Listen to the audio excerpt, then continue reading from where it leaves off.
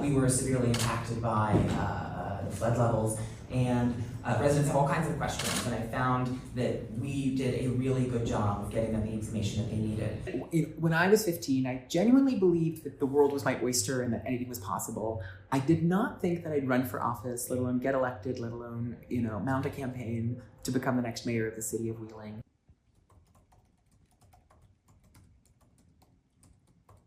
Morgantown's like Hollywood, West Virginia. That's funny.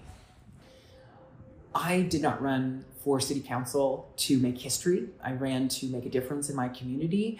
But in 2020, we ended up making history. I was elected as the first openly transgender person elected to a public office here in the state of West Virginia. Well, you might not be home. On the back here is my cell phone number. So if you have any questions or ideas you want to share, Michelle, feel free to give me a call.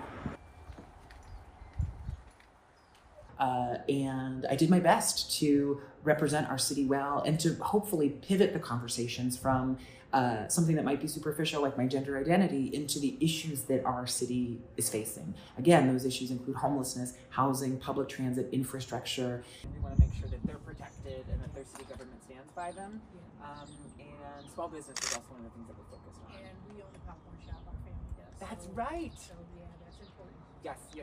I love that you guys are not just small business owners, but really like doing good work. When I'm talking to folks at their door, canvassing the neighborhood, we are talking about really local issues. People are interested in infrastructure, paving, sidewalks, potholes, small business, youth retention. So you're coordinating it well, right? Yeah. We had students from Lindsley here because we get water in at 42.1. And there are plenty of folks who did not vote for me and or are not comfortable being, in the space of a transgender person, or maybe they don't feel like they've met a transgender person before. And so, that does not stop me from doing my job and serving the people that I represent. And I think it's fascinating that somebody might say, you know what, those trans people on television, on the internet, I don't know about that, but I have to say that a trans person helped me pave my road, or fill my pothole, or trim the tree in my front yard, or fix my sidewalk. But you can see, imagine 1937, 48, 1907, 50. Like this is the second floor of your building. The first floor is almost a second floor.